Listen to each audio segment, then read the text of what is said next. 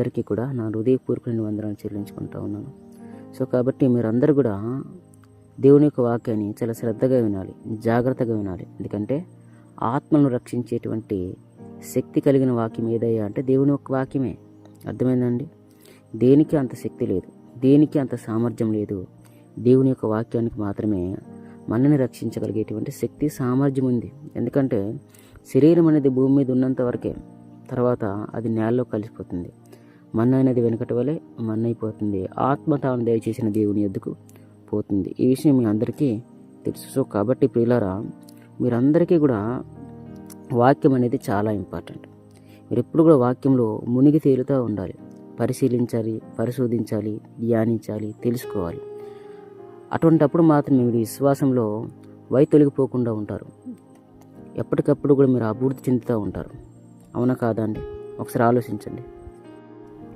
ప్రియులారా, ఈరోజు ఒక ఉన్నతమైన విషయం గురించి మనం అందరం కూడా మాట్లాడుకుందామండి. దేవుని యొక్క ప్రేమ. దేవుని యొక్క ప్రేమ అనేది చాలా గొప్పది. మీ అందరికీ తెలుసు, మీ అందరికీ సుపరిచితమే. దేవుడు లోకమును ఎంతో ప్రేమించను. ఎంత ప్రేమించాడండి? దానికి ఏమైనా కొలతలు ఉన్నాయా, అవధులు ఉన్నాయా? నువ్వు నన్ను ఎంత ప్రేమించావంటే నీ భార్య ఏమంటుంది చెప్పండి, ఒకసారి ఆలోచించండి. మీరంటే నాకు చచ్చెంత ప్రాణం అండి అంటది. అవసరమైతే మీకోసం నేను ప్రాణం ఇచ్చేస్తాను అంటది. కానీ ఏంటంటే మన దేవుడు భూమి మీద ఉండేటువంటి భార్యాభర్తల బృందం. అర్థమైందండి? ఒక మనసులో ఏ విధంగా ఉంటే సర్వాధికారి, సర్వ సృష్టికర్త, ఆకాశం మహాకాశంలో నిర్మించినటువంటి వాడు, సమస్తాన్ని ఏర్పాటు చేసినటువంటి వాడు, మనల్ని కూడా భూమి మీదకి పంపించినటువంటి వాడు, తల్లి యొక్క గర్భం గుండా భూమి మీదకి అనేక మందిని ఆయన పుట్టించాడు, పంపించాడు. ఆ వాస్తవం మీకు తెలుసు, నాకు తెలుసు. దేవుని యొక్క వాక్యం కూడా అదే విధంగా సెలవిస్తుంది. అవునా కాదండి? భూమి మీద బతికేటువంటి బంధాలకి ఎటువంటి ప్రేమ ఉంటే అది కూడా అన్నీ ఆ విధంగా ఉండవు, కొన్ని ఆ విధంగా ఉంటాయి. సో కొన్ని బంధాలు మోసాలు ఉంటాయి, కొన్ని బంధాలు అన్యాయాలు ఉంటాయి. అవి మీ అందరికీ తెలుసు, మీరు సమాజంలో చూస్తున్నారు. అనేటంటే ఎవరైతే ఆ విధంగా అంత ప్రేమ కలిగి ఉంటారో వారికి అంత ప్రేమ ఉంటే మన తండ్రి మనకు పైగా ఉన్నవాడు, మన కోసం సమస్తాన్ని ఏర్పాటు చేసినటువంటి వాడు, అతని కోసం ఎంత ప్రేమ ఉండాలో ఒకసారి మనందరూ కూడా ఆలోచించండి. అవునా కాదండి? ఎస్. అంటే అప్పటి నుంచి కూడా ఆయన యొక్క ప్రేమ మానవుల పట్ల అంతే ఉంది, తగ్గలా, పెరిగింది కానీ తగ్గలేదండి. అండ్ పితరుల కాలం నాటి నుండి కూడా మనకి పితరులు ఎవరైతే ఉన్నారో ఆదాము కాలం నాటి నుండి కూడా కొన్ని సంవత్సరాలు, అంటే తరాలు గతించిపోయినా సరే, అర్థమైందండి? తరాలు గతించిపోయినా సరే అండి, దేవుడు అనమాట తన యొక్క కుమారుని ప్రేమిస్తూనే ఉన్నాడు, తన యొక్క కుమార్తెను ప్రేమిస్తూనే ఉన్నాడు, ఆ ప్రేమ చూపిస్తూనే ఉన్నాడు. మీరు లేఖనంలో మీరు చూసుకున్నట్లయితే, ఒకసారి మీరు లేఖనంలో మీరు చదివినట్లయితే, మన పితరుల కాలంలో కూడా అనేక మంది భక్తులను, తన యొక్క సేవకులను, అనేక మంది పితరులను వారి యుద్ధకు పంపించాడు. ఎందుకంటే వారు నశించిపోకూడదు, నాశనం అయిపోకూడదు. ఐ లవ్ యూ అని చెప్పేసి దేవుడు అంటున్నాడండి. కానీ మనసు నుంచి వచ్చేటువంటి రెస్పాన్స్ ఏంటో తెలుసా? ఐ హేట్ యూ అని చెప్పేసి వారు తిరిగి దేవునికి చెప్తా ఉన్నారు. నేను మిమ్మల్ని ప్రేమిస్తున్నాను చెప్పేసి దేవుడు తన చేయి చాపి చెప్తా ఉంటే, లేదు నేను మిమ్మల్ని ప్రేమించట్లేదు, నువ్వు నాకు వద్దని చెప్పేసి ప్రజల నుంచి రెస్పాన్స్ అనేది కలుగుతూ ఉండి, ఎంత ప్రేమగల దేవుడు అని మన దేవుడు. మన పితరుల కాలం నుంచి అనమాట అనేక మందిని తన పిల్లల యొద్దకు పంపిస్తూనే ఉన్నాడు. అనేక మంది భక్తులను లేవనెత్తుకున్నాడు, అనేక మంది ప్రవక్తలను లేవనెత్తుకున్నాడు, అనేక మంది తన యొక్క సేవకులు లేవనెత్తుకున్నాడు. పితరుల కాలం నాటి నుండి ఇదిగో నేటి వరకు కూడా మనం జీవించి ఇప్పుడు ఉన్నప్పటి ఈ వరకు కూడా అనమాట అనేక మందిని పంపిస్తూనే ఉన్నాడు. తన యొక్క ప్రేమ లేఖను మనకి ఇస్తూనే ఉన్నాడు. తన యొక్క ప్రేమ లేఖ, తన ప్రేమని తెలియజేస్తున్నాడు, తన ప్రేమని తెలియబరుస్తూ ఉన్నాడు. అదే దేవుని యొక్క వాక్యం, ప్రేమ లేఖ. ఇదిగో నేను మిమ్మల్ని ప్రేమిస్తున్నాను, మిమ్మల్ని విడవను, ఎడబాయను. సో కాబట్టి అదండి దేవుని యొక్క ప్రేమ. అంటే దేవుని యొక్క ప్రేమ ఏ తరంలో కూడా మనుషులు గుర్తించలేకపోయారండి. దేవుని యొక్క ప్రేమను వారు అర్థం చేసుకోలేకపోయారండి. దేవుడు ప్రేమిస్తూనే ఉన్నాడు మానవుల్ని. అదే విధంగా అనమాట మానవులు దేవుణ్ణి తృణీకరిస్తూనే ఉన్నాడు. ఆ విధంగా నశించిపోయిన వారు ఎంతమందో, దేవునికి దూరంగా అనమాట ఆ విధంగా నిత్య నరకాగ్నికి వెళ్ళిపోయినటువంటి వారు ఎంతమంది ఒకసారి ఆలోచించండి. అంటే వారందరి పట్ల దేవునికి ఒక విధంగా అనమాట బాధ, కనికరం. ఎందుకంటే అయ్యో నా ప్రేమను మీరు అర్థం చేసుకోవట్లేదు, అయ్యో మీరు తప్పిపోతున్నారు, నశించిపోతున్నారు. ఎందుకంటే కన్న తండ్రి ప్రేమ ఆ విధంగా ఉంటుంది. అవునా కాదండి? కొడుకులు నశించిపోతుంటే, సొంత కడుపులో పుట్టినటువంటి కూతురు నశించిపోతుంది, కన్న తండ్రి కన్న తల్లి బాధపడకుండా ఉంటారా? ఖచ్చితంగా బాధపడతారండి. ఆయన యొక్క ప్రేమ ఎంత గొప్పదంటే అండి, ఒక బిడ్డ గర్భంలో నుంచి బయటికి రాగానే ఘన పదార్థం వాడికి పెట్టలేం. మీరు ఎవరైనా సరే మీ పిల్లలకి పుట్టినంటే అనబడి చికెన్ బిర్యానీ పెట్టేస్తారేంటి? నాన్ వెజ్ ఇది తినరా, చికెన్ తినరా, మటన్ తినరా అని పెట్టేస్తారా చిన్నపిల్లలకి? పసికందులకి మీరు పెట్టరు. ఎందుకంటే వారికి ద్రవ పదార్థం కావాలి కాబట్టి వాళ్ళు ఆ విధంగా పుట్టినింటిని వాడికి అవసరం అని చెప్పేసి అండ్ ఈ బాడీలో అనమాట ఆ విధమైనటువంటి పదార్థాన్ని, ద్రవ పదార్థం ఫిల్టర్ చేసి అనమాట చిన్నపిల్లకి ఇచ్చేటువంటి ఆ శక్తి సామర్థ్యాన్ని బాడీలో పెట్టేశాడండి. అంటే స్త్రీల యొక్క బాడీలో దేవుడు నిర్మించి పెట్టేశాడండి. అదే ఆయన యొక్క ప్రేమ. చాలామంది తల్లిదండ్రులు ఏం చేస్తారంటే పిల్లలు పుట్టాక బయటకు వచ్చాక, ఇంకా పుట్టక ముందు వాళ్ళు పిల్లలు పుట్టాక బయటకు వచ్చాక ఏం చేద్దాం, ఎలా చేద్దాం అని చెప్పేసి వారు ప్లాన్ చేస్తారు. కానీ నువ్వు పుట్టక ముందే నీకేం కావాలో దేవునికి తెలుసు, దేవునికి అంతా తెలుసండి. సో కాబట్టి నువ్వు పుట్టిన వెంటనే నువ్వు ఏది తినలేవురా బిడ్డ. సో కాబట్టి నీకు ద్రవ పదార్థం కావాలి కాబట్టి ఒకసారి మీరు ఆలోచించండి మనసు పెట్టి. అండి మొత్తం కూడా ఒక స్త్రీ యొక్క బాడీలో లోపల మొత్తం రక్తమే ఉంటుంది అండి, అంత మిళితమైపోయి ఉంటుంది అండి. ఎముకలు, ఆ విధంగా రక్తం, రకరకాల అంటే కలిసిపోయి ఉంటాయి బాడీలో అనమాట. చాలా అంటే ఊహించుకుంటే చాలా భయంకరంగా ఉంటుంది. సో అటువంటి దాంట్లో నుంచి అనమాట ఆ విధంగా వేరు చేసి ఏంటి ఆ రక్తంలో నుంచి ఒక విధంగా చూడండి దేవుని యొక్క సృష్టి ఎంత గొప్పదో. అంటే పాలు మాత్రమే తల్లి యొక్క రొమ్ములో నుంచి బయటకు వస్తాయండి, ఇంకా రక్తం ఏది బయటికి రాదండి. అంటే ఆ నిర్మించి భూమి మీదకి పంపించిన తర్వాత మనకి ఏది అవసరమో దేవునికి తెలుసండి, తెలుసు. ఆయన సమస్తానికి అధిపతి, అధికారి, సృష్టికర్త. ఆయనకే తెలియదంటూ ఏమీ లేదు. ఇంకా గట్టిగా మాట్లాడుకోవాలంటే నువ్వు ఈ భూమి మీదకి రాకముందే అంటే నీకు పళ్ళు వస్తాయని చెప్పేసి దేవునికి తెలుసు. సో కాబట్టి నువ్వు ఈ భూమి మీదకి రాకముందే నీకోసం ఇంత గొప్ప సృష్టిని ఏర్పాటు చేశాడండి. ఒకసారి మీరు ఆలోచించండి అండి.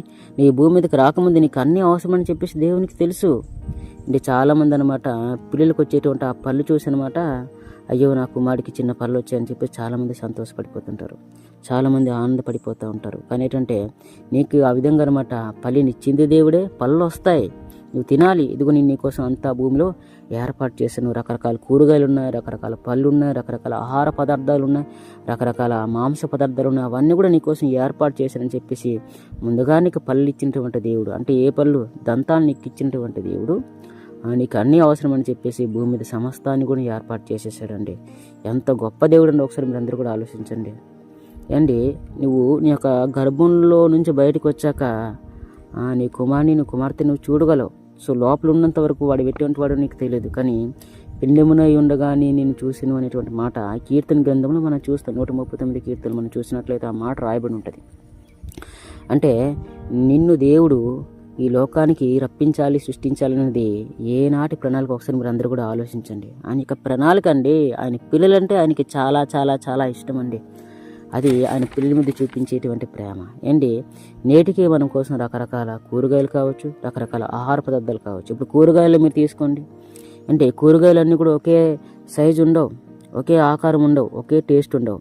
వంకాయ, బీరకాయ, చిక్కుడుకాయ, ఆనపకాయ, దొండకాయ, ఈ విధంగా చూడండి వాటి కలర్ వేరు, వాటి ఆకారం వేరు, వాటి రుచి వేరు, సహజ సిద్ధమైనటువంటి కలర్ వాటిది. అంటే ఎంత అద్భుతంగా తయారు చేశాడంటే దేవుడు అండి. కానీ ఈ రోజుల్లో చాలామంది కల్తీ చేసి పారేస్తూ ఉన్నారు.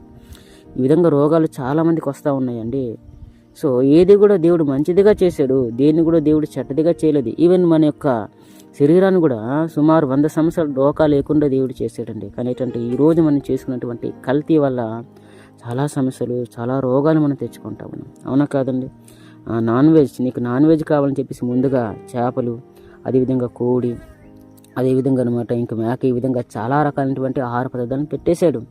సో అవన్నీ కూడా మీరు ఎంత తింటున్నా సమృద్ధిగా వస్తూనే వస్తూనే వస్తూనే వస్తూనే ఉన్నాయి. అర్థమైందా అండి? పండ్లలో రకాలు, అమ్మో చాలా రకాల పండ్లు, కూరగాయలు చాలా రకాల కూరగాయలు, నాన్ వెజ్ చాలా రకాల నాన్ వెజ్. ఒకసారి మీరు ఆలోచించండి. సుమారు మన దేశంలో 750 కోట్ల మంది అంచనా అంటే ఇంతమంది ప్రజలు. సో ఒక్క రోజుకి 3 పూట్లు ఆహారమే తీసుకుంటారా? ఒకసారి ఆలోచించండి. అంటే ఒక్క రోజుకి 3 పూట్లు వారు ఆహారం తింటారు. అవునా కాదండి? సో ఒక ఇంట్లో అనమాట సుమారు ఒక 2 కేజీలున్నర వేసుకున్నట్లయితే ఆ విధంగా అనమాట 750 కోట్ల మంది ప్రజలు వారు ఎంత తింటారు, ఎన్ని టన్నులు అవుతుంది, ఎన్ని ఆహార పదార్థాలు ఖర్చు అవుతానో ఒకసారి మీరందరూ కూడా ఆలోచించండి ప్రియులారా. మీరందరూ కూడా ఆలోచించాలి. అదేవిధంగా మరి కూరగాయలు బయట మార్కెట్లో మీరు చూడండి, అసలు ఆదివారం అయితే చాలు ఎన్ని చేపలు, ఎన్ని కోళ్ళు, ఎన్ని మేకలు. ప్రపంచవ్యాప్తంగా మీరు అందరూ కూడా ఆలోచించాలి. మీ ఊరు గురించి మీరు ఆలోచించకూడదు, మీ పట్టణం గురించి మీరు ఆలోచించకూడదు, అర్థమైందండి? మీ మండలం గురించి మీరు ఆలోచించకూడదు. సుమారు ప్రపంచం మొత్తం మీరు అందరూ కూడా ఆలోచించినట్లయితే రోజుకి ఎన్ని వేల, అసలు లక్షల టన్నుల ఫుడ్ అయిపోతుంది. ఒకసారి ఆలోచించండి. అయినా సరే దేవుడు పుట్టిస్తూనే ఉన్నాడు, అవి పుట్టుకొస్తూనే ఉన్నాయి. చేపలు ఆదివారం అయితే చాలు సుమారు ఎన్ని సిటీల్లో, ఎన్ని గ్రామాల్లో, ఎన్ని పల్లెటూరులో, ఎన్ని మండలాల్లో, ఎన్ని జిల్లాల్లో, పెద్ద పెద్ద సిటీలో అండి, దుబాయ్లో, అటువంటి పెద్ద పెద్ద కంట్రీస్లో అనమాట ఎన్ని తెగిపోతున్నాయి. ఎన్ని హోటల్స్లో అండి, ఎన్ని అసలు చెప్పుకోవాలంటే ఒకలా కాదండి, ఎన్ని చనిపోతున్నప్పటికీ అన్నీ సృష్టింపబడతా ఉన్నాయి. అంటే దేవుడు మనసును పోషిస్తున్నాడు, సంరక్షిస్తున్నాడు. అర్థమైందండి? నువ్వు చూసే ప్రతి దాంట్లో కూడా దేవుని యొక్క లక్షణం ఉందండి, లక్షణం ఉంది. అర్థమైందా అండి? ఆయన చాలా గొప్ప దేవుడు, సర్వశక్తిమంతుడు. ఇంకా భూమి నీకు నీరు ఇస్తూనే ఉంది. నువ్వెంత తీసినా సరే అది నీరు ఇస్తూనే ఉంది. ఆకాశం నుంచి ఫలవంతమైనటువంటి ఋతువులు దయచేస్తున్నాడు దేవుడు, వర్షాన్ని ఇస్తున్నాడు. ఈ విధంగా అన్నమాట. ఏది అప్పటి నుంచి ఇంతవరకు కూడా భూమి పండడం మానేసిందా? చెట్టు కాయడం మానేసిందా? విత్తనం మొలకెత్తడం మానేసిందా? ఒకసారి ఆలోచించండి. పితృల కాలం నాటి నుంచి కూడా ఇప్పటి వరకు కూడా అవన్నీ కూడా పని చేస్తూనే ఉన్నాయి అంటే నువ్వు ఆస్వాదించలేకపోతున్నావు దేవుని యొక్క ప్రేమను. నువ్వు అద్భుతాల మధ్య బ్రతుకుతున్నావు. ఆ విషయం నీకు అర్థం కావట్లే. గాలి అద్భుతం, నీరు అద్భుతం, అంటే అగ్ని అద్భుతం, ఈ పంచభూతాలు అద్భుతం, ఆకాశం, భూమి, అదేవిధంగా గ్రహాలు, నక్షత్రాలు, నీకు ఇచ్చేటువంటి ఆ విత్తనం అద్భుతం. ఒకసారి ఆలోచించు. ఆ పండుగ కలర్ ఏ విధంగా వచ్చింది, ఆకారం ఏ విధంగా వచ్చింది, దానికి రుచి ఏ విధంగా వచ్చింది, దాని యొక్క సైజు, ఒక్కొక్క పండు ఒక్కొక్క రకంగా ఉంటుందండి. మీరు ఏదో మీకు అలవాటు అయిపోయింది, మీరు తినేస్తున్నారు. కానీ ప్రకృతిని ఒకసారి మీరు అందరూ కూడా గమనించండి, ఆలోచించండి. ఈ ఎవ్రీవన్ కూడా దేవుని యొక్క సృష్టే. అవన్నీ కూడా దేవుడున్నాడు అని చెప్పేసి నీకు తెలియజేస్తూ ఉన్నాయి. అదండి మన దేవుని గొప్పతనం అండి. ఇంకా నడుస్తున్నావు, నువ్వు తిరుగుతున్నావు, నీ అవయవాలను ప్రతిదీ కూడా దేవుడిచ్చిందే అనేటువంటి విషయం మీరు అందరూ కూడా మర్చిపోవద్దు. ఎందుకంటే ఆయన యొక్క ప్రేమ నీ పట్ల కురిపిస్తూనే ఉన్నాడు. నువ్వు చచ్చిపోయేంతవరకు కూడా ఆయన యొక్క ప్రేమ నీ పట్ల ఉంటూనే ఉంటుంది. Because of the God love, దేవుని యొక్క ప్రేమ, దేవుని పట్ల చూపిస్తున్నటువంటి ఉన్నతమైనటువంటి ప్రేమ, దాన్ని నువ్వు అనుభూతి చెందలేకపోతున్నావు, నువ్వు దాన్ని ఆస్వాదించలేకపోతున్నావు, నువ్వు దాన్ని గుర్తించలేకపోతున్నావు అంటే ఓ మానవుడా, ఉన్నారుడా, ఒకసారి ఆలోచించు. నీ చుట్టూ ఉన్న ప్రతిదీ కూడా అద్భుతమే, అవునా కాదండి? ఈ ప్రేమ అందరి మీద, కొందరి మీద, అందరి మీద అండి. ఆయన అందరికీ దేవుడు, కొందరికి కాదు. మీకు ఈ విషయం చెప్తానండి. ఎవరండి ప్రత్యేకంగా పుట్టారు? ఒకసారి ఆలోచించండి. అందరూ కూడా ఏ విధంగా వచ్చారు? తల్లి యొక్క గర్భం నుంచే భూమి మీదకి వచ్చారు, అవునా కాదండి? లేకపోతే వేరే విధంగా ఎవరైనా ఏమైనా వచ్చారా? అబ్బే రాలేదు. ఎవరు ఆ విధంగా ఏమైనా పుట్టారా?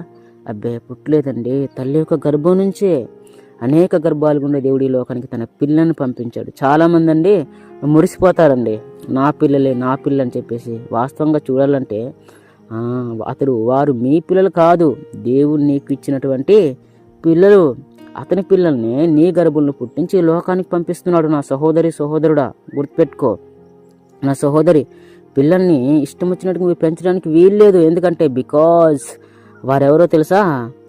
గర్భఫలము యెహోవా ఇచ్చేటువంటి బహుమానం. ఆ గర్భఫలాలు ఎవరంటే దేవుని యొక్క పిల్లలండి. మీరు ఆయన కోసం పెంచాలి. అది దేవుడు మన పట్ల చూపిస్తున్నటువంటి ప్రేమ. అంత గొప్పదండి. ఈ సృష్టిని ఆలోచించండి. ఆయన అందరి మీద తన యొక్క ప్రేమను ఇప్పటి వరకు కురిపిస్తూనే ఉన్నాడు. భూమి ఉత్పత్తి అంటే భూమి పుట్టినప్పటి నుంచి కూడా ఇప్పటి వరకు కూడా, అంటే అర్థం ఏంటి? భూమి మీదకి మానవులు వచ్చినప్పటి నుంచి ఇప్పటి వరకు కూడా అనేక మంది పుట్టారు, చనిపోయారు, అనేక సంవత్సరాలు, వేల సంవత్సరాలు గడిచిపోయాయి, తరాలు మారిపోయాయి. కానీ ఆయన యొక్క ప్రేమ మాత్రం మానవుల పట్ల తగ్గలేదండి. That is the father of love. దేవుని యొక్క ప్రేమ ఆ విధంగా ఉంటుంది. మీరు అందరూ కూడా అర్థం చేసుకోవాలి, అవునా కాదండి? నిజంగా ఆయన అన్నీ కూడా ఆపేస్తే అంటే గర్భఫలాలు దేవుడు తెరిచేవాడు కాదండి, భూమి పండేది కాదు, చెట్లు ఫలాలు ఇచ్చేవి కాదు, ఆకాశం నుంచి వర్షం వచ్చేది కాదు, సూర్యుడు ఉదించేవాడు కాదు, చంద్రుడు కాంతిని ఇచ్చేవాడు కాదు. అర్థమైందండి? అవన్నీ ఆగిపోయి అనుకోండి, అంతే, ఇంక మన జీవితం ఏమైపోతుంది? ముగిసిపోతుంది. ఇంకా అవన్నీ కూడా పని చేస్తూ ఉన్నాయి. అవన్నీ కూడా తన పని చేస్తూ ఉన్నాయంటే because love of the father, దేవుని యొక్క తండ్రి యొక్క ప్రేమ మన మీద అంత ఉంది అనేటువంటి విషయాన్ని మీరు అందరూ కూడా తెలుసుకోవాలి. ఒక విషయం మీరు గుర్తుపెట్టుకోండి, ఆయన పిల్లలుగా ఉన్నటువంటి మనకే దేవుడు ఫ్రీడమ్ ఇచ్చాడు తప్ప వేటికి ఫ్రీడమ్ ఇవ్వలేదండి. అర్థమైందా? ఇప్పుడు సూర్యుడికి ఫ్రీడమ్ ఇచ్చాడా? అలాగైతే అది నచ్చినప్పుడు ఉదయించేది, నచ్చినప్పుడు ఉదించకపోయేది. లేకపోతే ఎటు పడితే అటు, ఎలా పడితే అలా, చెట్టు అవసరమైతే కాసేది లేకపోతే లేదు, ఆకాశం వర్షం ఇచ్చేది లేకపోతే లేదు. కానీ అవి ఖచ్చితంగా ఆ పని చేయాలి. ఎందుకంటే అవన్నీ కూడా దేవునికి ఆజ్ఞకు లోబడ్డాయి, దేవునికి లోబడ్డాయి. తండ్రి మాట చొప్పున అవన్నీ కూడా చేశాయి. కానీ ఏంటంటే మనుషులు మాత్రం దేవునికి లోబడట్లేదండి. దూరం అయిపోతూనే ఉన్నారు పిల్లారా. ఒకసారి మీరు ఆలోచించండి. ఇంకా మనం భూమి మీద బ్రతుకున్నామంటే, సజీవంగా ఉన్నామంటే ఆయన యొక్క కృప, ఆయన యొక్క ప్రేమ, ఆయన యొక్క కనికరమే. ఈరోజు ఒక వండర్ఫుల్ మెసేజ్ మనందరం కూడా మాట్లాడుకుందామండి. వండర్ఫుల్ మెసేజ్ అండి. ఈ విధంగా బట్టి దేవుడు తన యొక్క ప్రేమను కురిపిస్తూనే ఉన్నాడు. అనేక మందిని పంపించారు.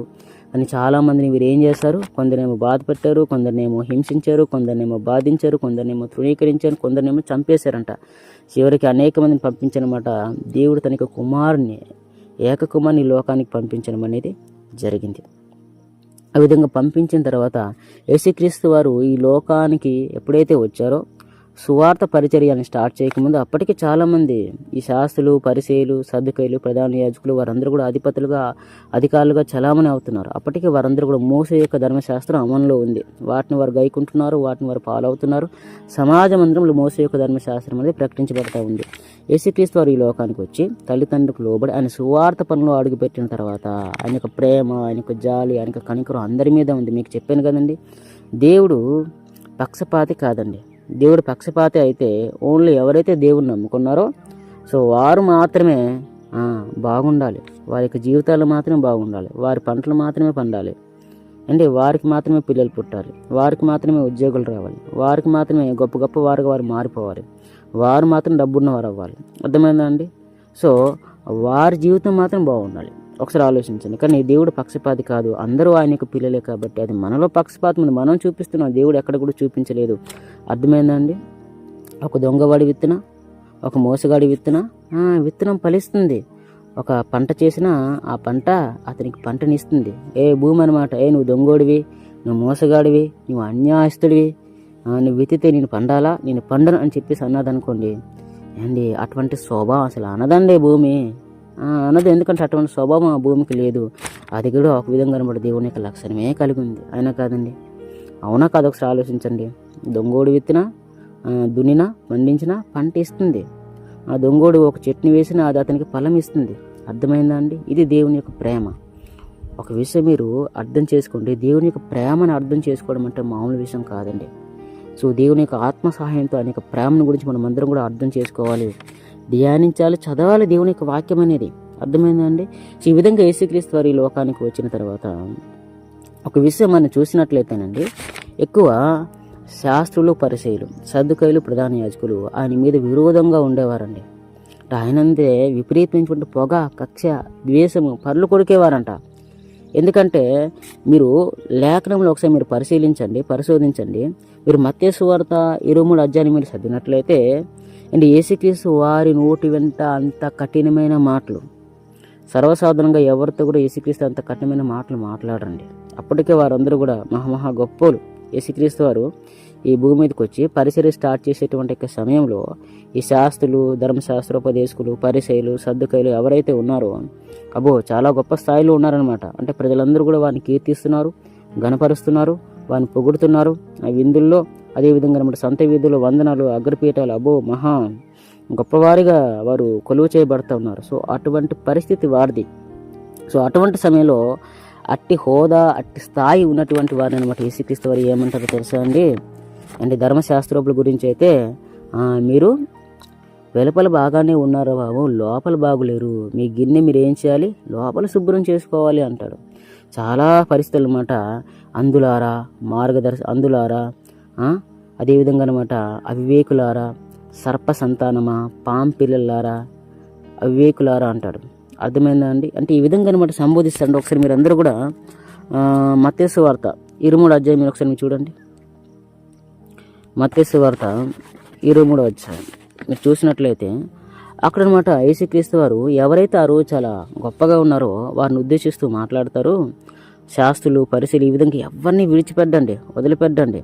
ఎందుకంటే చూడండి, వీరేమంటారంటే యేసుక్రీస్తు వారు వారిని ఉద్దేశించనమాట, అయ్యో వేషధారులేని శాస్త్రులారా, పరిశీలారా.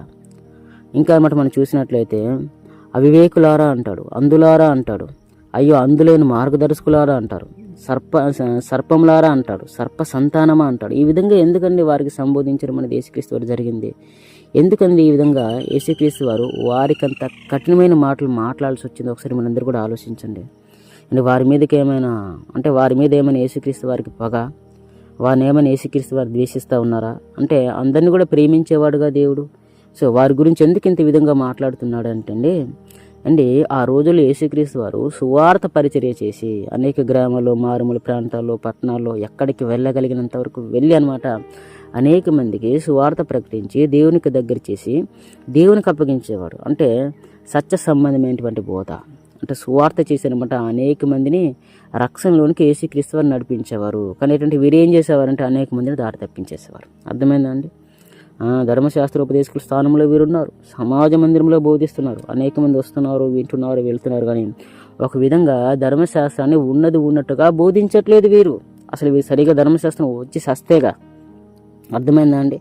అయ్యో పరిశీలన చెప్పుకుంటున్నటువంటి వీరు, ధర్మశాస్త్రోపదేశకులను చెప్పుకుంటున్నటువంటి వీరు, మేము గొప్పలము, మేము మహానుభావులము, మేము మీద అధికారులం అని చెప్పుకుంటున్నటువంటి వీరు నిజంగా వాస్తవంగా వీరికి ధర్మశాస్త్రంలో ఏముందో తెలియదు, ధర్మశాస్త్ర సంబంధమైనటువంటి సంగతులు వారికి తెలియదు. కాబట్టి ఈ విధంగా అనేక మందిని వారు ఏం చేసేవారంటే దారి తప్పించేసేవారు. ఆ విధంగా తప్పించేశారు కాబట్టి యేసుక్రీస్తు వారు, ఎందుకంటే అనేక ఆత్మలు నశించిపోతున్నాయి, అనేక మంది కూడా దేవునికి దూరం అయిపోతూ ఉన్నారు. అయ్యో ఎందుకంటే దేవుని యొక్క భావజాలం ఏంటంటే ఏ ఆత్మ కూడా నశించిపోవడానికి వీల్లేదు, అందరూ అంతటా మారుమనసు పొంది నా యొద్దకు రావాలి, నా యొద్దకు చేరుకోవాలి. ఎందుకంటే ఒక్క ఆత్మ నశించిపోతే చాలా బాధ దేవునికి. ఎందుకంటే యాక్చువల్లీ ఈ నరకం అనేది మన కోసం తయారు చేయాల సాతాను మరియు వారి సంబంధమైనటువంటి అనుచరులు ఎవరైతే ఉన్నారో వారి కోసం దేవుడు తయారు చేశాడు తప్ప మన కోసం దేవుడు తయారు చేయాల. సో అటువంటి స్థితిలో వారు ఉన్నారు. రెండు అపవాది సాతాను ఎవరైతే వారు అనుసరిస్తున్నారో, మీరు మీ తండ్రికి అపవాది సంబంధులు అన్నట్టు అనమాట. సో ఆ విధంగా అనమాట యేసుక్రీస్తు వారు వారి మీద కోపంతోనో, ద్వేషంతోనో, కక్షతోనో, పొగతోనో వారిని తిట్టలేదండి. ఇన్ని మాటలు యేసుక్రీస్తు వారు వారిని ఆ విధంగా అనలేదు. ఎందుకు ఈ విధంగా అన్నారో తెలుసా? బాధ. ఎందుకంటే అయ్యో నేను ఈ విధంగా అనమాట అనేక మందికి సువార్త ప్రకటించి రక్షిస్తూ ఉంటే వీరు ఏం చేస్తున్నారు? అనేక మందిని దారి తప్పించేస్తున్నారు. అర్థమైందా అండి? అనేక మందిని దారి తప్పించేస్తూ ఉన్నారు. అప్పటికి ఎంతమంది నశించిపోయారో, ఎంతమంది నాశనం అయిపోయారో. అర్థమైందండి? యేసుక్రీస్తు వారు సువార్త ప్రకటనలోనికి అడుగు పెట్టకముందు వారు అదే స్థాయిలో ఉన్నారు, అదే స్థితిలో ఉన్నారు. అనేక మందిని దారి తప్పించేస్తున్నారు. అనేక మందిని కూడా క్రీస్తు వైపుకి వెళ్లకుండా, దేవుని వైపుకి వెళ్లకుండా అడ్డకట్టి వేసేస్తూ ఉన్నారు, కంచేసేస్తూ ఉన్నారు. అటువంటి స్థాయిలో ఉన్నారు వీరు. ధర్మశాస్త్రాన్ని ఉన్నట్టుగా బోధించకుండా ధర్మశాస్త్రంలో అనమాట కొన్ని కల్పితాలు, ఆచారాలు, పద్ధతులు కేవలం డబ్బు కోసమే. అర్థమైందా అండి? ఫాలోయింగ్ కోసం, డబ్బు కోసం మమ్మల్ని గణపరచాలి, మమ్మల్ని మహిమపరచాలని చెప్పేసి వారు ఆ విధంగా దేవుని యొక్క వాక్కును పక్కన పెట్టి తమ స్వార్థపూర్త ప్రయోజనం కోసం వీరందరూ కూడా ఆ విధంగా పాటుపడ్డారు, ప్రయత్నం చేశారండి. ఎన్ని ఆచారాలండి. మీరు మార్కు సువార్త 7వ అధ్యాయం మీరు చదివినట్లయితే అనేకమైనటువంటి సిద్ధాంతాలు వారు ప్రవేశపెట్టారు సార్. మార్కు సువార్త 7వ అధ్యాయం 9 నుంచి 15 వచనం మధ్యలో ఉంటుందండి. 9వ వచనం నుంచి 15వ వచనం మధ్యలో ఉంటుందండి. సో కాబట్టి పిల్లలు ఈ విధంగా అనమాట కల్పితాలు, సిద్ధాంతాలు, ఆచారాలు, ఒకనొక సమయంలో అయితే కోర్బాను అనేటువంటి సిద్ధాంతాన్ని కూడా వారు ప్రవేశపెట్టేశారండి. మార్కు సువార్త 7వ అధ్యాయం మీకు కనిపిస్తూ ఉంటుంది కోర్బాన్ అనేటువంటి సిద్ధాంతం. అంటే ఒక విధంగా అనమాట తల్లిదండ్రులకి అనమాట వారు ఏదైతే అందుతుందో అందకుండా చేసేసేవారు, విధవరాలను అనమాట వారి విధంగా వారికి అందుతున్నది ఏదైతే ఉందో అందకుండా చేసేసేవారు. ఈ విధంగా వారి స్వార్థపూర్త ప్రయోజనం కోసం, వారి స్వలాభేక్ష కోసం అనమాట అనేక మందిని దారి తప్పించేసేవారు. సో కాబట్టి యేసుక్రీస్తు వారు వారిని చెవులు ముట్టి చితక్ కొట్టేశాడంటే. ఎందుకంటే అయ్యో అసలు ప్రజలకి మీ గురించి తెలియట్లేదు, మీరు ఎటువంటి వారో ప్రజలకి తెలియట్లేదు, కానీ హృదయాలు పరిశీలించేటువంటి యేసుక్రీస్తు వారికి తెలియదా అండి? తెలుసండి, యేసుక్రీస్తు వారికి తెలుసు కాబట్టి ఇంక అంతే, ఒకలా కాదు నిచ్చుకెళ్ళిపోయాడండి. ఎందుకంటే ఒక విషయం మీరు చెప్తాను గమనించండి. ఇప్పుడు యేసుక్రీస్తు ఈ భూమి మీదకి వచ్చిన తర్వాత నేనెవరు, ఎక్కడి నుండి వచ్చాను, సో కాబట్టి నా యొక్క పని ఏంటనేది వారికి తెలియజేశాడండి. మీరు యోహాను సువార్త 10:32 మీరు చదివినట్లయితే నీ దేవుని కుమారుడిని మీరు ఎవరి కోసం ఎదురు చూస్తున్నారు, మెస్సీని, క్రీస్తు నేను, లూకా సువార్త 4వ అధ్యాయం కూడా ఉంటుందన్నమాట. సో ధర్మశాస్త్రం అని చదివినప్పుడు ఈ ప్రవచనం ఏదైతే ఉందో ఇది నెరవేరిపోయింది నాదురు అని చెప్పేసి అక్కడ సమాజ మందిరంలోనే యేసుక్రీస్తు వారు చెప్తారు. కానీ నమ్ముతారా? నమ్మరు. మీకు విషయం తెలుసా అండి, ఈ శాస్త్రులు, పరిచయులు, ప్రధాన యాజకులు, చాలామంది ఆ రోజుల్లో పెద్దలు ఎవరైతే ఉన్నారో యేసుక్రీస్తు వారు అంటే పడని వారు, గిట్టని వారు, యేసుక్రీస్తుతో కూడా వారు తిరిగిన వారే. యేసుక్రీస్తు వారు చేసేటువంటి ఆ కార్యాలు, ఆ సూచక్రియలు, అద్భుతాలు, మహత్కార్యాలు ఎవరు చేయలేనిటువంటి గొప్ప గొప్ప కార్యాలు వారు కళ్ళారా వారు చూశారు. ఆ విధంగా చూసినప్పటికీ వారు యేసుక్రీస్తు వారిని నమ్మలా, యేసుక్రీస్తు వారిని వారు విశ్వసించలా. తీరా యేసుక్రీస్తు వారు చెప్పలేదండి సువార్త ప్రకటించేటప్పుడు, అరే బాబు, మీరు ధర్మశాస్త్రం ఎవరి గురించి అయితే దేవుడు ప్రవచించాడో, ప్రవక్త నోట ఎవరి గురించి అయితే రాయించాడో, మీరు ఎవరి గురించి అయితే ఎదురు చూస్తున్నారో, ఎవరి గురించి అయితే మీరు ధర్మశాస్త్రం రోజు పఠిస్తున్నారో, ఆ రాజు వస్తాడని చెప్పేసి, ఆ రాజు నేనే, నీ మెస్సేజ్ నేనే, క్రీస్తు నేనే, దైవ కుమార్ నేనే, దేవుని కుమార్ నేనే అని చెప్పి చాలాసార్లు యేసుక్రీస్తు వారు చెప్పుకున్నారండి. వారు నమ్మారా అండి? నమ్మలేదండి. యేసుక్రీస్తుని వారందరూ కూడా తృణీకరించారు. మీరు యోహాను సువార్త 10:32 నుంచి మీరు చూసినట్లయితే, నువ్వు మనస్సుడవై ఉండి దేవుని అని చెప్పుకుంటా ఉన్నావు, నువ్వు దేవదూషణ చేస్తున్నావు అని చెప్పేసి తిరిగి ఎవరిని అంటున్నారు? యేసుక్రీస్తు వారిని అంటున్నారు. అది ఏం చేస్తాను చెప్పండి. అప్పుడు యేసుక్రీస్తు ఏమన్నారు? అరే బాబు, తండ్రి ప్రతిష్ఠ చేసి ఈ లోకంలోకి పంపించినటువంటి వాడిని నువ్వు దేవదూషణ చేస్తావని చెప్పేసి ఏ విధంగా మీరు మాట్లాడుతున్నారు?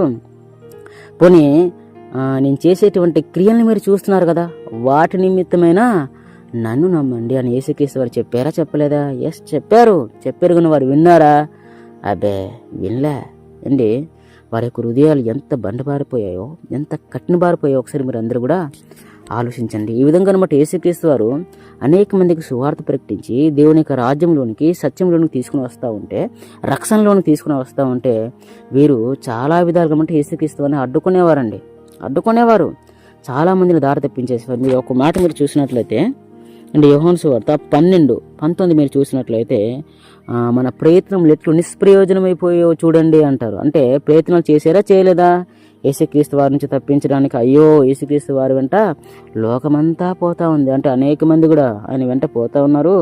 ఇక మనకి ఫాలోయింగ్ లేదు, మన వెనక ప్రజలు లేరు, ఏమీ లేదు, అప్పుడు ఉన్నటువంటి గౌరవం లేదు, ఆ ఘనత లేదు, ఆ పొగడత లేదు, ఇంకా మనల్ని ఎక్కడ వెళ్ళినా సరే ఎవరు గౌరవించరు, అగ్రపీఠాలు ఎవరు, వందనలు కూడా మనకు చేయరు. యేసుక్రీస్తు వారు వచ్చిన తర్వాత మన క్రాప్ పడిపోయింది, అందరూ కూడా ఆయన వెనకపోవడం మొదలుపెట్టారు. సో కాబట్టి ఆయన ఆ విధంగా ఉంటానమాట, అందరూ కూడా ఆయన వెనక్కి పోతారని చెప్పేసి అనేక మందిని ఆ విధంగా దారి తప్పించడానికి ప్రయత్నం చేశారు. కానీ ఫలించిందా? అబ్బే, ఫలించట్లే. ఈర్ష, కక్ష, ద్వేషం, పగ ఎక్కువైపోతుందంటే వారికి. అవునా అండి? సో ఈ విధంగా అనమాట వారు ఎన్నెన్ని సిద్ధాంతాలు, ఎన్నెన్ని కల్పితాలు అండి, అనేక విధాలుగా యేసుక్రీస్తుని అడ్డుకోవడానికి వారు ప్రయత్నం చేశారండి. కొన్ని కొందరిని ఏమన్నమాట యేసుక్రీస్తు వారి యొద్దకు పంపించి అనేక ప్రశ్నలు వేయించారు. అదేవిధంగా అన్నమాట ధర్మశాస్త్ర సంబంధమైన విషయాల గురించి మాట్లాడనమాట. మీరు లూకా సువార్త 11 చివరి వచనం మీరు చూసినట్లయితే అనేక సంగతులు యేసుక్రీస్తుని మాట్లాడించారు పట్టుకోవడానికి. అర్థమైందా అండి?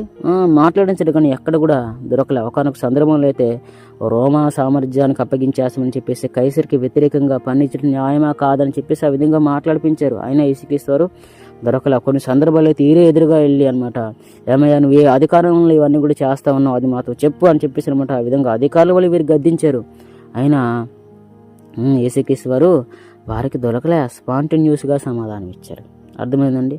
అది యేసుక్రీస్తు వారి యొక్క గొప్పతనం అండి. యేసుక్రీస్తు వారు ఆ విధంగా ధైర్యంగా, అసలు ఎవరికి కూడా భయపడేవాడు కాదు, కుండ బద్దలు కొట్టినట్టుగా మాట్లాడేవాడు. సో కాబట్టి ఆయన చాలామంది అనేవారు, నువ్వు మోమాటం లేనివాడు అని, ఎవ్వరికి భయపడకుండా అనమాట ఉత్తరం చెప్పేటువంటి గొప్ప బోధకుడు అని చెప్పేసి యేసుక్రీస్తు అని వారు అందరూ కూడా ఆ రోజుల్లో ఏం చేసేవారండి? పొగిడేవారండి. ఎందుకంటే యేసుక్రీస్తు వారిని ఆ విధంగా అనాల్సి వచ్చింది. అండ్ యేసుక్రీస్తు వారికి వారి మీద ప్రేమ లేదా? దేవుడు ప్రేమమయుడు కదా, కరుణామయుడు కదా, ఆయన అందరినీ ప్రేమించేవాడు కదా. ఎందుకు వారు ఆ విధంగా అనాల్సి వచ్చిందంటే, ఒక విషయం మీరు అర్థం చేసుకోండి, వారు మారు. ఎందుకంటే వారికి అదే అలవాటైంది.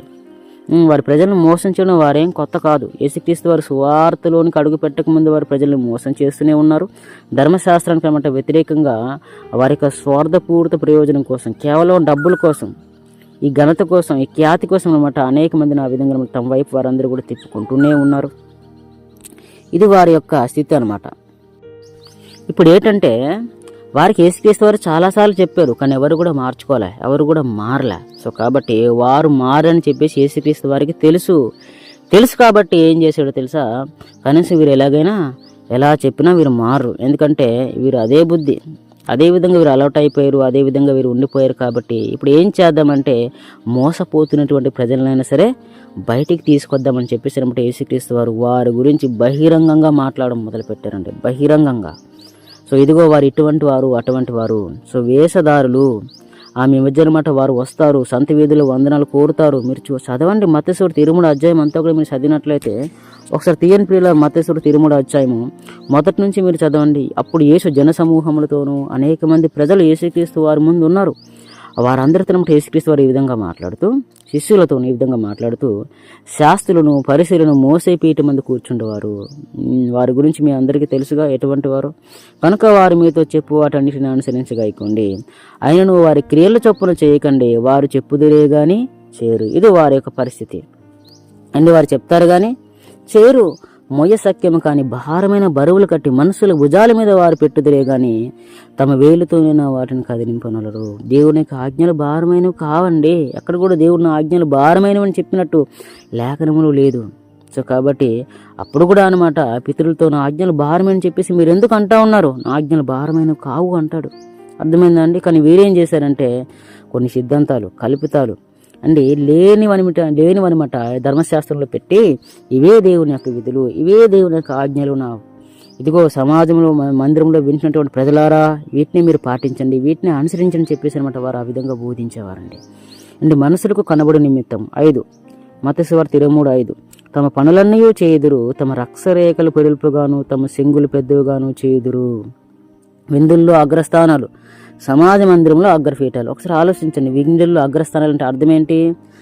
మేక తెగిన కోడి కోసిన ముందుగా ఎవరికి పెట్టాలి? అమ్మో పెద్ద ముక్క రావాలి, అమ్మో అన్నీ కూడా మంచి మంచి ముక్కలన్నీ కూడా సమాజ మందిరపు అధికారులు ఎవరైతే ఉన్నారో వారి యొద్దకే వెళ్ళాలి. లేకపోతే వారు ఒప్పుకోరు, లేకపోతే వారి మీద వీరు సీరియస్ అయిపోతారు. ఏదో మనసులో పెట్టుకుని ఖచ్చితంగా ఇంకా ధర్మశాస్త్రంలో ఆజ్ఞలు విధులు వారు నచ్చినట్టుగా వక్రీకరించేశారు కాబట్టి వెలివేసేసే ప్రమాదం ఉంది. సో కాబట్టి విందుల్లో అగ్రస్థానాలు అంటే అర్థం ఏంటి? అబ్బో అగ్రపీఠం కావాలి.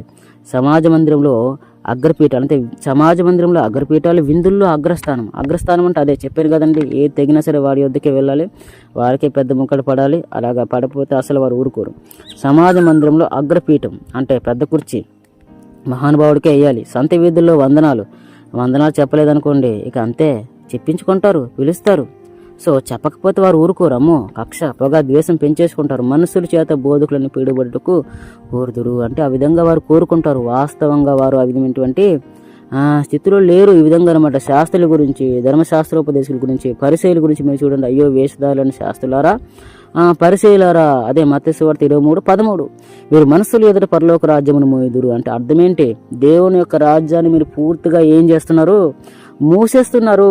ఎందుకంటే యేసుక్రీస్తు వారికి అంత బాధ, ఎందుకంటే యేసుక్రీస్తు వారికి అంత అంటే ఆయన యొక్క బాధ ఏంటంటే అనేక మంది కూడా నశించిపోతున్నారు, అనేక మంది కూడా దేవునికి దూరం అయిపోతున్నారు, అనేక మంది కూడా దేవుని యొక్క రాజ్యానికి దూరం అయిపోతున్నారు. అంటే అనేక ఆత్మలు నశించిపోతున్నారు. ఆయన ఈ లోకానికి వచ్చింది ఎందుకండి? నశించిపోతుంటే ఆత్మలను రక్షించి దేవునికి దగ్గర చేయడానికి, అనేక సువార్తను ప్రకటించడానికి, అనేక మందిని కూడా దేవునికి రాజ్యానికి దగ్గర చేయడానికి. వారందరూ కూడా మారితే దేవునికి సంతోషం, ఆనందం. ఈ విధంగా అనమాట ఒకవైపు మారుతుంటే వీళ్ళు ఏం చేసేవారంటే మొత్తానికి అందరినీ కూడా వారు మూసేసేవారు, అడ్డంగా ఉండిపోయేవారండి. మీరు ఇందులో ప్రవేశించేవారిని ప్రవేశింపనీయరు. అది వారి యొక్క పరిస్థితి ఆ రోజుల్లో. ఇప్పుడు మన బైబిల్ అందరి చేతిలో ఉన్నట్టు ఆ రోజు అనమాట ధర్మశాస్త్రం అందరి చేతిలో లేదు. వారు ఏదైతే చెప్తున్నారో ప్రజలు అదే మోసే ధర్మశాస్త్రం రాయించడు, వాటిని మనం గాయకోవాలి, వాటిని మనం చేయాలని చెప్పేసి వారు ఆ విధంగా అనుకునేవారు. సో కాబట్టి ధర్మశాస్త్రం అందరి చేతులు లేదు కాబట్టి ఆ రోజుల్లో వారే అధికారులుగా అధిపతులుగా ఉంటున్నారు కాబట్టి వారు చెప్పిందే వేదం, ఇదే ధర్మశాస్త్రం రాయబడి ఉందేమని చెప్పేసి ప్రజలు ఆ విధంగా అనుకునేవారు. సో కాబట్టి ఆ విధంగా అనుకునేవారు కాబట్టి వారు ఏం చెప్తే అది ప్రజలు కూడా చేసుకుని పోయేవారు. ఈ విధంగా అనేక మందిని దారి తెప్పించేశారు, అనేక మందిని కూడా దేవునికి దూరం చేసేసారండి. సో కాబట్టి యేసుక్రీస్తు వారు అస్సలు వదలలేదండి వారిని. ఎందుకంటే బాధ. ఇప్పుడు ఒక డాక్టర్ ఉన్నాడండి, అతడు మంచోడు కాదు, అసలు సరిగా అతనికి వైద్యం చేయడం కూడా తెలియదు. ఏదో మెడలో స్టెతస్కోప్ వేసి అనమాట ఒక వేషధారిగా ఒక అందనమాట మొత్తానికి వేషం వేసి అనమాట ఒక డాక్టర్ రూపంలో అనమాట ట్రీట్మెంట్ రాకపోయినా సరే ఏదో చిన్న ఒక విధంగా అనమాట షెడ్ వేసి స్టేట్మెంట్ చార్జ్ చేసి అనేక మందిని చంపేస్తూ ఉన్నాడు. ఇప్పుడు చంపేసినప్పుడు ఇప్పుడు అతని యొద్దకి వెళ్ళి చెప్పినా సరే అతను మారలే. మరి బాబు నువ్వు చేసింది తప్పు, నీకు కరెక్ట్ కాదు, నువ్వు డాక్టర్ చదువుకోలేదు, నీకు ఏది తెలియదు. సో అటువంటిప్పుడు నువ్వు ప్రజలను ఎందుకు మోసం చేస్తున్నావు, ప్రజలను ఎందుకు చంపేస్తున్నావు, అమాయకులను ఎందుకు బలి చేసేస్తా ఉన్నావు, వద్దు వద్దు వద్దు అని చెప్పేసి అనమాట చెప్పినా సరే వాడు వినలా. ఇప్పుడు వాడు తెలుసు వాడు చేస్తుంది మోసం అని చెప్పేసి వాడికి తెలుసు, వాడు వినడు. అటువంటిప్పుడు ఎవరిని మనం అవేర్నెస్ కలిగించాలండి? ప్రజల్లోనికి వెళ్ళిపోవాలి, బయటకు వెళ్ళిపోవాలి, సమాజంలోకి వెళ్ళిపోవాలి. సమాజానికి వెళ్ళిపోయానమాట, ఇదిగో ఇతని విషయంలో మీరు జాగ్రత్తగా ఉండండి, ఇతనికి అసలు సర్టిఫికెట్లే లేదు, ఇతను వైద్యుడు కాదు, ఇతను చదువుకోలేదు, ఎటువంటి ఐడెంటిటీ ఇతనికి లేదు. సో కాబట్టి ఇతని యొద్ద ఎవరైతే ట్రీట్మెంట్కి వెళ్తున్నారో చాలా జాగ్రత్త, ఇతని యొద్దకి మీరు ట్రీట్మెంట్ తీసుకోవద్దు, ఎందుకంటే ఇతను డాక్టర్ కాదు, ఆ క్వాలిఫికేషన్ అతనికి లేదు, మనుషులను చంపేస్తామని చెప్పేసి అనమాట. వారిని అవేర్నెస్ కలిగించమా? సేమ్ యేసుక్రీస్తు వారు కూడా అదే చేశారండి. ప్రజలు చాలామంది వారిని నమ్మేస్తున్నారు, వాళ్ళ యొక్క నిజ జీవితం ఏంటో వారికి తెలియదు. వారు మోసే యొక్క ధర్మశాస్త్రాన్ని బోధిస్తున్నారు, వారిని పాటిస్తున్నారని చెప్పేసి ప్రజలందరూ కూడా అనుకుంటా ఉన్నారు. కానీ నిజంగా వాస్తవంగా వారు మోసే యొక్క ధర్మశాస్త్రాన్ని సరిగా చెప్పట్లేదండి, సరిగా పాటించట్లేదు. పరిశీలు కూడా అదే విధంగా ఉన్నారండి, పరిశీలు కూడా అదే విధంగా ఉన్నారు. మీరు ఒకసారి మత్తయి సువార్త 22:29 మీరు చూసినట్లయితే అక్కడ ఏమంటారంటే యేసుక్రీస్తు వారు పరిశీలి గురించి మాట్లాడుతూ, మీరు లేఖనంలోను ఎరగక ఏం చేస్తున్నారు? పొరపాటు పడుతున్నారు అంటే వారికి ఏమైనా తెలుసా అండి? తెలియదండి. అంటే హేరోదు కూడా అనేక మందిని పిలిపించినప్పుడు, ఏమయ్యా రాజు ఎక్కడ పుడతాడో ఒకసారి మీరు చూసి చెప్పండి అనగానే అనేక మంది ఫలానా బెత్లెహేములోనే రాజు పుడతాడని చెప్పారు. కానీ తర్వాత ఈ రాహేలు, ఈ పిల్లలు, ఏడుపు, ఈ గోల అదే ధర్మశాస్త్రంలో ఉంది. అది వారు చదువుంటే, అయ్యా ఈ రాజు పుడతాడు కానీ ఇటువంటి రాజు కాదు, ఈ భూలోక సంబంధమైన రాజు కాదు, నీ రాజ్యానికి ఏ డోకా ఉండదు, ఆయన శరీర సంబంధమైన రాజు కాదు, ఆత్మ సంబంధమైన రాజు అని చెప్పేసి వాళ్ళు ఒక్కరు కూడా ఆ విధంగా చెప్పినా సరే అండి, ఈ రాహేలు, ఈ పిల్లలు ఇవన్నీ కూడా అసలు ఉండేది కాదండి. కానీ ఏంటంటే ఆ విధంగా జరుగుతుంది. దేవుని యొక్క ప్రణాళిక, ధర్మశాస్త్రం అది నెరవేర్పది. వారు ఆ విధంగా ఉంటారని చెప్పేసి దేవుడు ముందుగా తెలియజేశారండి. అది వారి యొక్క అజ్ఞానం. అర్థమైందండి? ఇది శాస్త్రుల పరిశీలకు అజ్ఞానం. ధర్మశాస్త్రం వారికి సరిగా ఏమీ తెలియదు కాబట్టి వేషధాలుగా వారందరూ కూడా బ్రతుకుతూ ఉన్నారు, అనేక మందిని మోసం చేస్తూ ఉన్నారు. ఆ విషయం మీరు అందరూ కూడా అర్థం చేసుకోండి. ఇంకా మీరు చూసినట్లయితే ధర్మశాస్త్రం గురించి అన్నప్పుడు యేసుక్రీస్తు ఏమంటారంటే లూకాసు వార్త 11:46 ఒకసారి మీరు తీయండి ప్రియులారా. లూకాసు వార్త 11:46 అక్కడ మీరు ఒకసారి మీరు చదివినట్లయితే లూకాసు వార్త 11:46, అయ్యో ధర్మశాస్త్రోపదేశకులారా, మొయ్య సఖ్యము కాని బరువులను మీరు మనసుల మీద మోపుదురు గాని మీరు ఒక వేలుతో నేను ఆ బరువులను ముట్టరు. అయ్యో పితరులు చంపిన ప్రవక్తల సమాధులను మీరు కట్టించుచున్నారు అంటాడు. అంటే అర్థం ఏంటి? మీ ప్రవక్తలు ఏ విధంగా అయితే జీవించారో సేమ్ అదే విధంగా అనమాట మీరు ఉన్నారు. సో వారిని మీరు సమ్మతిస్తున్నారు, వారి ప్రకారంగా మీరున్నారు, వారి సమాధులు మీరు ఏం చేస్తూ ఉన్నారు? కట్టిస్తున్నారు. అదే పరిశీలి గురించి అదే అనమాట అంటూ మాట్లాడుతారు. లూకాసు వార్త అదే 11:38-39 కూడా మీరు చూసినట్లయితే పరిశీలి గురించి తక్కొట్టి చెవులు మూసేస్తాడండి పరిశీలి అనమాట. ఆయన భోజనంకు ముందుగా స్నానం చేయలేదని పరిశీలి చూసి ఆశ్చర్యపడిన. ఇక్కడ కూడా ఒక విషయం మీరు గుర్తుపెట్టుకోండి, నిజంగా వారి మీద యేసుక్రీస్తు వారు అసహ్యం ఉంటే, ద్వేషం ఉంటే, ప్రేమ లేకపోతే అండి ఒక పరిశీలి భోజనానికి పిలిచినప్పుడు యేసుక్రీస్తు వారు ఎందుకు వెళ్తాడండి ఇంటికి? చూడండి 37 వచనం, అదే లూకాసు వార్త 11:37 ఆయన మాట్లాడుచున్న ఒక పరిశీలి తనతో కూడా భోజనం చేయమని అని పిలవగా ఆయన లోపలికి వెళ్ళి భోజన పంక్తిని కూర్చుండెను. ఒక విషయం మీరు గుర్తుపెట్టుకోండి, ఆ రోజులు అనమాట యేసుక్రీస్తు వారంటే పరిసయ్యులు ఎవరైతే ఉన్నారో ఈ శాస్త్రులు, ప్రధాన యాజకులు, సద్దుకులు వీరికి అసలు పడదని తెలిసినా సరే, వారిని చంపాలని చూస్తున్నారని తెలిసినా సరే, వారిని పట్టుకోవాలని చూస్తున్నారని చెప్పి యేసుక్రీస్తు వారికి తెలిసినా సరే ఆ విధంగా వెళ్ళి కూర్చున్నాడంటే యేసుక్రీస్తు వారికి వారి మీద ప్రేమ లేదంటారో ఒకసారి ఆలోచించండి. ప్రేమ ఉందండి అండి. తండ్రి ఒక కుమారుని తిట్టినంత మాత్రాన, ఓ మాట అన్నంత మాత్రాన ప్రేమ లేదని కాదు. ప్రేమ ఉంది కాబట్టే గద్దించాడు, ప్రేమ ఉంది కాబట్టి ఆ విధంగా చేయడం అనేది జరిగింది. ప్రేమ ఉందండి, ప్రేమ ఉంది కాబట్టి ఆ విధంగా యేసుక్రీస్తు వారితో ఆ విధమైనటువంటి మాటలు అనాల్సి వచ్చింది. మీకు ముందే చెప్పాను కదండి తండ్రి గురించి, కుమారుని గురించి అండి. ప్రేమ ఉంది కాబట్టి తండ్రి కుమారుని గద్దిస్తాడండి. ఎందుకంటే అయ్యో నా కుమారుడు పాడైపోతున్నాడు, నశించిపోతున్నాడు, మంచి దారిలో రావాలి, మంచిగా ఉండాలి, మంచిగా బ్రతకాలి, నాకంటే గొప్పగా ఉండాలని చెప్పి తండ్రి కోరుకుంటాడు. కాబట్టి అదే ప్రేమ మరి యేసుక్రీస్తు వారికి ఉండదండి. అయ్యో నశించిపోతున్నారే, అనేక మందిని దారి తప్పించేస్తున్నారే, వీరు మారు, కనీసం వారికైనా చెప్పాలి, వారినైనా మార్చాలని చెప్పేసి యేసుక్రీస్తు వారు అనుకున్నారు. కాబట్టి వీరిని అన్నన్ని మాటలు అనాల్సి వచ్చిందండి. చూడండి ఏమంటాడు లూకాసు వార్త 11:38-39 అవసరాలు మీరు చూసినట్లయితే, నా భోజనంకు ముందుగా స్నానం చేయలేదని ఆ పరిశీలి చూచి ఆశ్చర్యపడను. అందుకు ప్రభు ఇట్లను, పరిశీలను మీరు గిన్నెలు ఫలమును వెలుపల శుద్ధి చేయదురు కానీ మీ అంతరంగము దోపుతోనూ చెడుతనముతోనూ నిండి ఉన్నది. అంటే అర్థం ఏంటి? ప్రజలు మిమ్మల్ని గుర్తించకపోవచ్చు, కానీ నేను గుర్తించగలను. మీ హృదయంలో ఏముందో నాకు తెలుసు. అసలు ఆయన ఎదుట దాచడం అసలు ఎవరి వల్లైనా అవుద్దో ఒకసారి మీరు ఆలోచించండి. అవ్వదండి. ఆయన ఎదుట మనం దాచలేము. దేవుడు సర్వాధికారి, సర్వ సృష్టికర్త. నా హృదయాన్ని ఇచ్చినటువంటి దేవుడు తల్లి యొక్క గర్భంలో అండి. ఆయన మన శరీరంలో పెట్టినటువంటి దీపం, అది ఆత్మ అనేది. అసలు అన్నీ కూడా ఆయనకి తేటగా కనిపిస్తాయండి. పరిశీలి కూడా ఆయన ఎదుట మనం దాచగలమండి? దాచలేమండి. అవివేకులారా, వెలుపల భాగమును చేసినవాడు లోపటి భాగమును చేయలేదా? నేనేమైనా మిమ్మల్ని తయారు చేయలేదా చెప్పండి? అయ్యో పరిశీలారా, పుదీనా, సదాపి ఈ విధంగా మీరు లూకాసు వార్త 38 నుంచి 11 అధ్యాయం, లూకాసు వార్త 11 అధ్యాయము 38 నుంచి మీరు కింద వరకు చదువుకుని వెళ్ళిపోండి. 54 వచనం వరకు కూడా అండి. ప్రేమతోనే యేసుక్రీస్తు వారు పిలిస్తే భోజనానికి వెళ్ళాడు. ఎవరైనా సరే శత్రువు పిలిస్తే భోజనానికి వెళ్ళరు. కానీ ఏంటంటే ప్రేమ ఉండబట్టే కదండి యేసుక్రీస్తు వారు పిలిచేసరికి భోజనానికి వెళ్ళాడు. ఒకసారి ఆలోచించండి. ప్రేమ లేకపోతే వెళ్తాడా? ఒకసారి ఆలోచించండి. ఇంకా గట్టిగా మాట్లాడుకోవాలంటే అండి మీకు విషయం చూపిస్తానండి. దీన్ని బట్టి అనమాట అందరినీ ప్రేమించాడండి.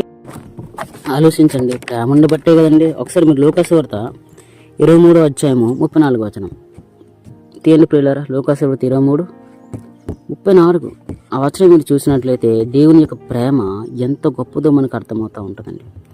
యేసుక్రీస్తు వారు సిలువలో ఉన్నప్పుడు, సిలువకు ఆయనకు అప్పగించినప్పుడు యేసుక్రీస్తు వారు అన్నటువంటి మాట మీరు ఒకసారి చదివినట్లయితే లూకాసు వార్త 23:34 యేసు తండ్రి, వీరేమి చేయుచున్నారో వీరెరుగరు కనుక వీరిని క్షమించమని చెప్పాను. వాటిల్లో అవ్వండి అంటే వీరేమి చేయుచున్నారో అంటే వీరంటే ఎవరు? అందులో శాస్త్రులారా, పరిచయులారా? ఒకసారి ఆలోచించండి. శాస్త్రులు పరిచయులు మినహాయింప? ఆలోచించండి ప్రియులారా. అందులో శాస్త్రులు వస్తారు, పరిచయులు వస్తారు, ఈ ప్రధాన యాజకులు వస్తారు, ఈ సద్దుకైలు వస్తారు. సో వీరందరూ కూడా వస్తారు. ఎందుకంటే ఆయన కొట్టినటువంటి వారు వస్తారు, ఆయన మీద ఉమ్మేసినటువంటి వారు వస్తారు, కొడాలతో శరీరాన్ని చీల్చేసినటువంటి వారు వస్తారు, ఆయన గుద్దినటువంటి వారు వస్తారు, ఆయనకి ముళ్ళ కిరీటం పెట్టినటువంటి వారు వస్తారు, ఆయన మీద అనమాట అనేకమైనటువంటి అపనిందలు వేసినటువంటి వారు వస్తారు, ఆయన హేళన చేసినటువంటి వారు వస్తారు, ఆయన మీద అసలు ఒక విధంగా అనమాట అల్లరి చేసినటువంటి వాళ్ళు వస్తారు. ఈ విధంగా మనం చూసినట్లయితే ఆయన పక్కలో అనమాట బల్లెం పోటు పోల్చినటువంటి వారు వస్తారు. ఈ విధంగా అనేక మంది కూడా వస్తారు. ఆయన వ్యతిరేకించిన వారు కూడా వస్తారు. అంటే మూర్ఖంగా సంపాలుకున్నటువంటి శాస్త్రులు, పరిచయులు, సదుకైలు, ప్రధాన యాజకులు, ఆయన అంటే గిట్టినవాడు, పడని వారు ఎవరైతే ఉన్నారో వీరందరూ కూడా వస్తారు. అంటే వీరందరినీ కూడా యేసుక్రీస్తు వారు ఏమంటా ఉన్నారు? తండ్రి, వీరేం చేయుచున్నారు వీరెరుగను కనుక వీరిని క్షమించమని చెప్పాను. ఇదండి మన దేవుని యొక్క ప్రేమ, ఇదండి మన దేవుని యొక్క కనికరం అండి.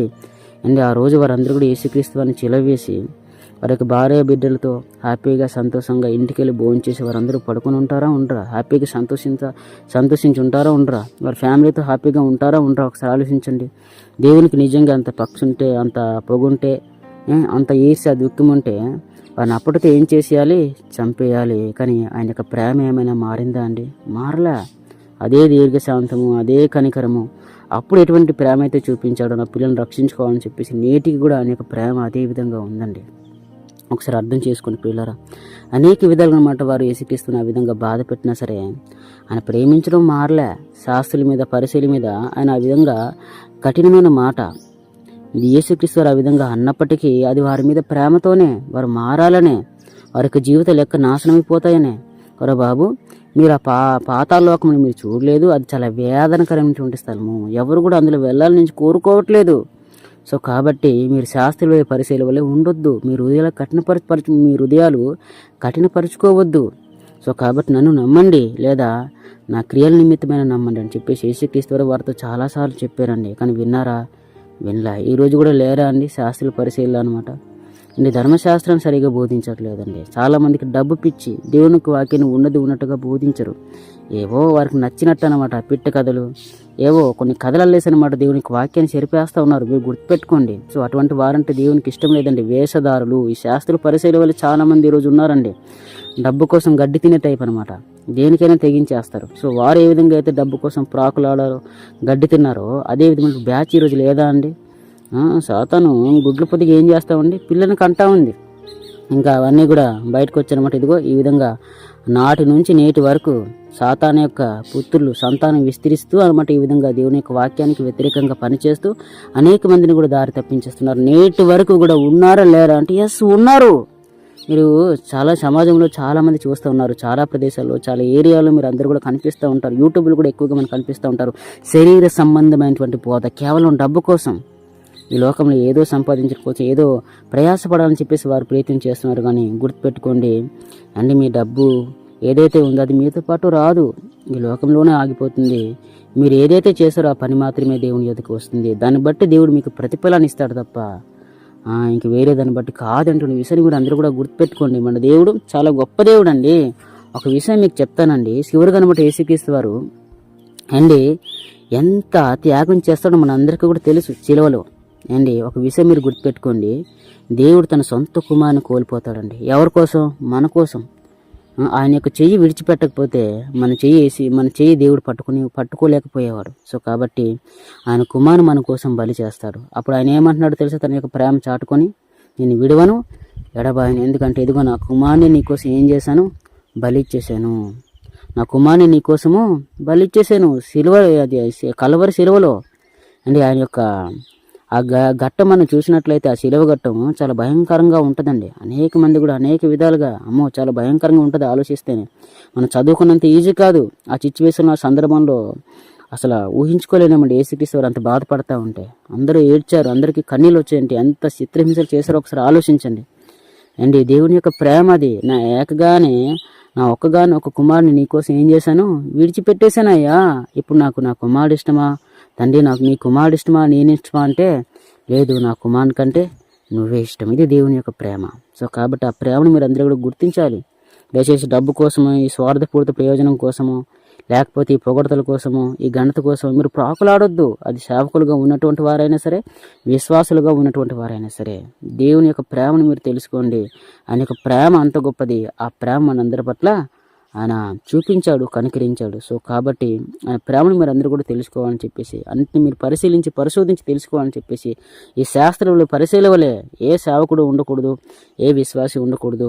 దేవుని ప్రేమను తెలుసుకొని అర్థం చేసుకుని ముందుకెళ్ళాలని చెప్పేసి మనస్ఫూర్తిగా కోరుకుంటూ నా మాటలు ముగిస్తున్నాను. Thank you so much. ఇంకో సందేశంతో కలుసుకుందాం. నా గురించి కూడా మీరు ప్రేయర్ చేయండి. Thank you so much.